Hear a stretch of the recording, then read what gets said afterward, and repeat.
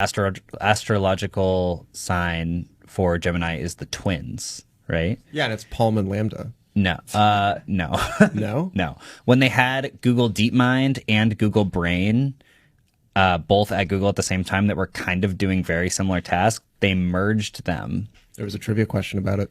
I feel like, yeah, So this sounds vaguely familiar. The merger of Google DeepMind and Google Brain into just Google DeepMind.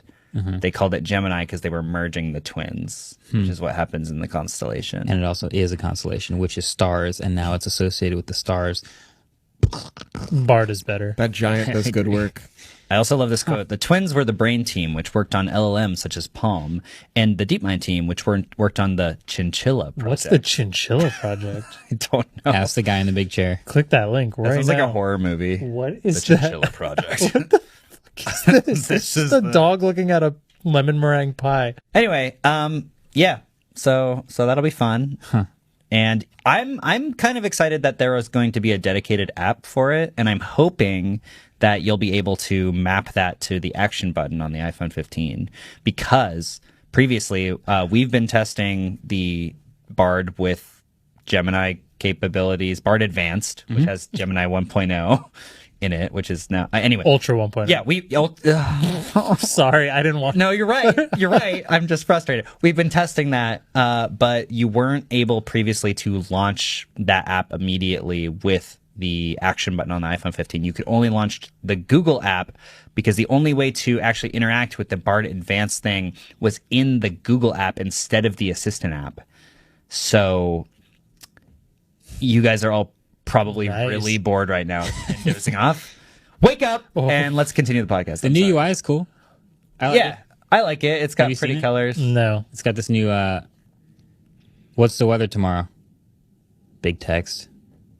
And then, It's still just writing what you're sorry, saying. now it's just going to write what I'm saying. But Oh. That's right. yeah, it's doing things. Yeah, and I like the stars. Yeah. Anyway, that would be that. Let's move on. Let's move on. Let's move on to something that also won't take forever to talk about, despite one. Samsung executive says there's no such thing as a real picture. Oh my God. Oh my God. And that's it. We're moving on. We're moving on. I can see the steam coming out of David's ears Yo, I right saw now. this headline and I was like, that's crazy that he just said it. And then I opened the Verge article and it starts with the Samsung VP saying, there was a very nice video by Marquez Brownlee last year. And I went, oh my God. Don't pull me into this. I don't want to be Don't responsible. make me part of this.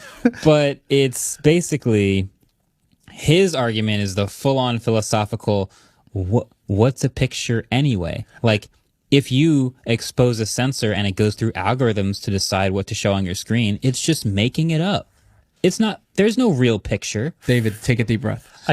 Film photography is the only way to take a real photo. And that's because probably what he you're- would say too. You're literally having photons just hit the silver halide crystals and create a negative. That is, I think, the only way to take a real photo, which is based on photons. Doesn't it make a difference what film stock you use, though?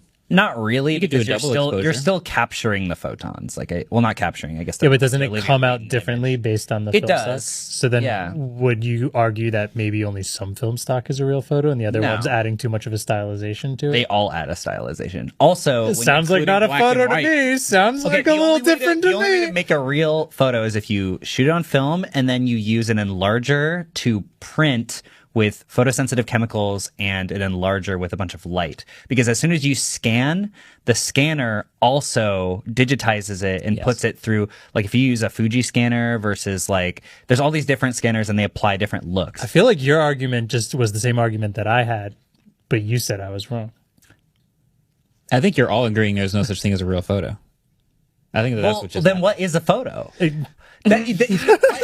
I'm just saying. Here we go. If there is no answer to the question, I also hope you know I'm mostly just screwing I with you. know, I know. Okay. I know. I'm angry. You could totally you serious. could even make the argument that the photo part ends as soon as it passes through a lens, because the light would have never been focused that way. It would have just bounded off ambiently. I just think it's funny that I'm removing photos.